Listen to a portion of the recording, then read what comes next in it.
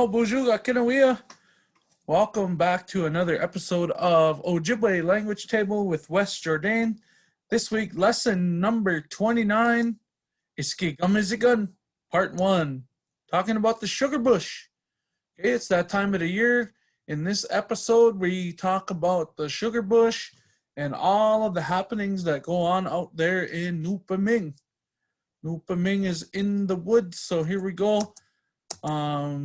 Self-introduction, as always.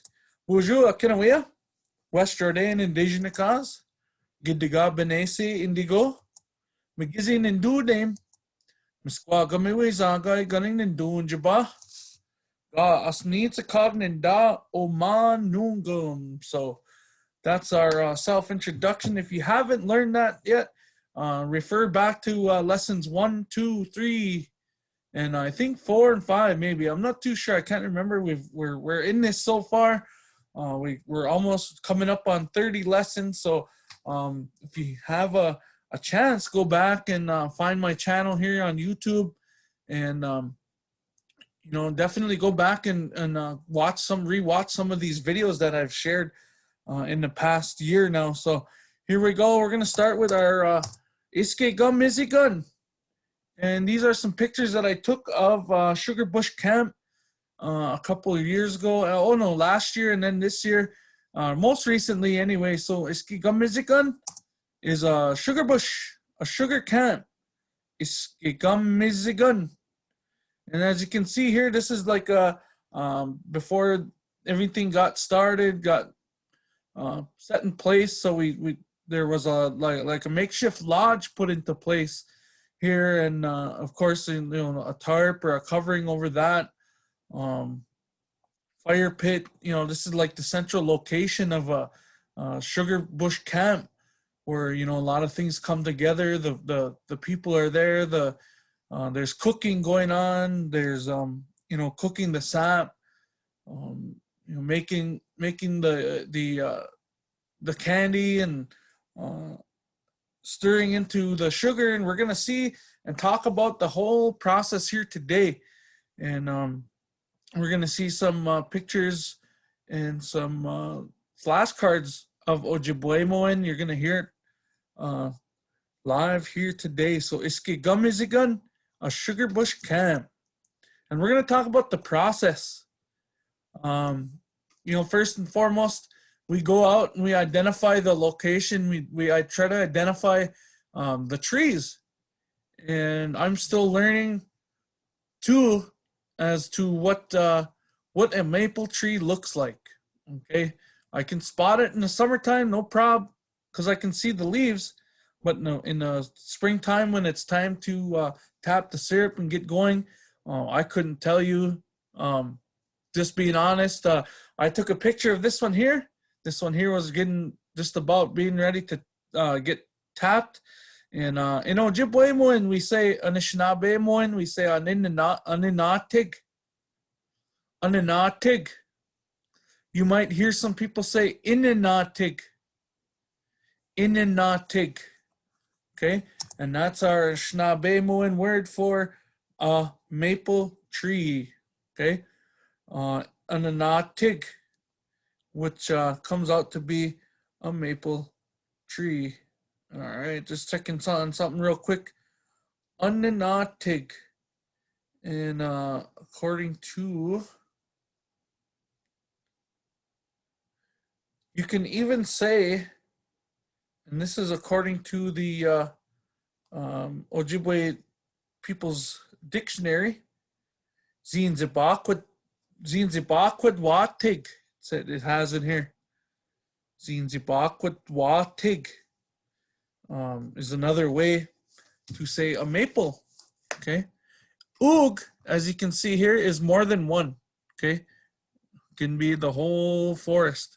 We always add oog to animate objects. Okay. So our maple tree, Aninatig, is considered an animate being. It's alive and well in our Ojibwe culture and in our language. So we identify the plural as animate. In this case, oog, Aninatigug, maple trees. All right, first and foremost, before anything, we have this word here that says binda kujige. Binda kujige. Okay, and binda kujige means she or he makes an offering of tobacco. And this is one of our teachings, usually one of our first teachings, before we get into anything such as iskigamizigan, whether we're going out hunting, we're going out fishing, or out picking our medicines or berries, anything of that nature. We always, when we take from Mother Earth, we always put out an offering. And in this case, we're offering tobacco. In my teachings here, I won't share too much, but we offer that tobacco to acknowledge those spirits in the things that we're taking. Okay, in this case, we're offering tobacco to the mitigug, to the trees, and the life of those trees. That tree has given us life, and we want to acknowledge and we want to thank those spirits in there. And we also want to ask those spirits to watch over us and to kind of guide us through, whether we're, having a maple sugar camp, or whether we're out hunting or fishing or doing those things. We always offer our tobacco and ask the spirits to watch over us and guide us. Real important teaching that, everyone should be a part of and should know. And I wanted to put this one first because, it's very important. Being da kujige, she or he makes a tobacco offering. You might also see the word asemake. Asemake. Also another word used to offer tobacco and put out your tobacco. Asemake can also mean, making tobacco. But here we go. That was our first one. All right, so these are my own personal pictures. In this first one here, second one here, we have Bugane Ige. Bugane Ige. And she or he is drilling. It's not gender specific in our Shnabemoan language. Our verbs are known as she or he, can be either or. Bugane Ige. She or he is drilling. And that's one of our processes. Once we figure out the tree that we're going to tap, next we'll get into the process of going through this whole thing. So bugane is the stem word. Let's see, bugane. It has a hole. Ege is putting on like the action. The action is happening to that tree. So in this case, we're putting a hole in that tree. We are drilling. Just want to double check. A gun is a drill, and we'll talk about that in the next episode of Ojibwe language table. So Bugane Ige, she or he is drilling. Okay, next one we have Ojiga Ige. Ojiga Ige. And after you drill, we put in the tapper, and that's the next step in the process of tapping a tree. So she or he taps Ojiga Ige. And we're going to talk about those objects in lesson number 30 next after this one. Step 4, Agujige. Agujige. She or he hangs things. In this case, we're hanging mushkimud, mushkimudan, which is a bag or bags. And so once we get the tapper nice and secured in there, it's going to start flowing, and we hang our mushkimud or mushkimudan, our bags, onto these tappers. Okay. Next, the bags fill up rather quickly when it's nice and sun shining out, and nice and warm, getting warm. Trees start to flow a little bit faster, and at this point, we have to gather the sap. We have to empty the bags so they don't overflow, And then this we pour them into either a bigger bucket or a pail, and those get hauled. And the word for that in Shnabemoan language we have is nadubi. Nadubi, sure he gathers sap. All right, nadubi, sure he gathers sap.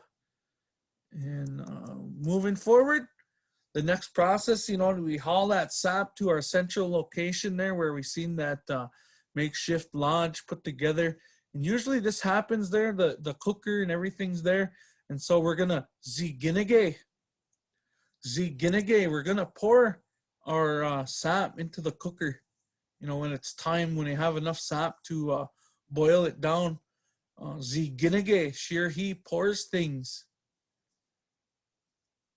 Alrighty, and that's a picture of me and a couple buddies of mine just the other day, and we're starting to come together. All good here, and where I'm located here in northern Minnesota, and I'm assuming, maple sugar season's in early March or mid March.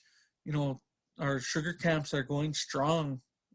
So Ziginige, sure he pours things.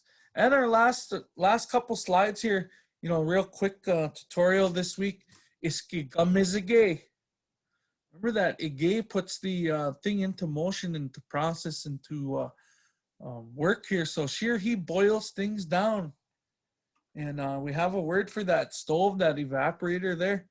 And we'll get into that in the next episode. I don't have that on hand. I just learned it myself. So I'll have that in the next episode when we talk about some of the objects that we use. And so when you boil things down, we call it iskigamizige. And we boil it down to a syrup. Okay, nice. As you've seen in this last clip, how pure, clear that sap was. We boil this down, and finally we get the close to a finished product. Sometimes we'll get close, and then we'll take it and we'll go take it to another location where we boil it down, on a smaller scale. They say 40 gallons of sap equals 1 gallon, roughly 1 gallon of maple syrup. So it's a lot of boiling, a lot of sap is needed to get that end result. And if you've never been to a sugar bush camp and partaken in any of the activities that happen out there, I strongly suggest it. You're not going to be standing around. You're going to get put to work out there. And we'll talk about some of those things. Let's see, our last one today on our slide, we have naseige. And one that I kind of skipped one here because there's a process where you boil it down to make a candy. And this one went right to sugaring. So there's 3 things you can get out of a maple tree. You can get maple syrup, you get maple candy or taffy, and you can get maple sugar. Okay, naseige is the process of shear he stirs to form sugar. And this is one of the last steps, when you get down to maple sugaring. And it takes some time.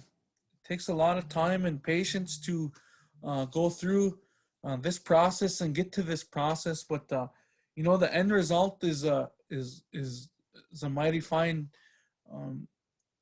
texture of maple sugar like this, as you see in this picture here. And one of the purest forms of sugar that we can ever come across and we ever taste or make. And if you haven't even tried that, I suggest you make your way on out to a camp to witness it and try firsthand at how some of these things are made. So naseige, shear he stirs to form sugar. And that was our presentation today, a little bit shorter than others, but a lot of information in here. Miigwech bizindawieg doongum minawa miigwech ki kanawaban damik. Thank you for listening and thank you for watching. I will have the next episode up soon, lesson number 30. Gigawabamin and nim minawa. I will see yous all again. So let's see here, get out there. Like I said, now's the time to get out there and learn.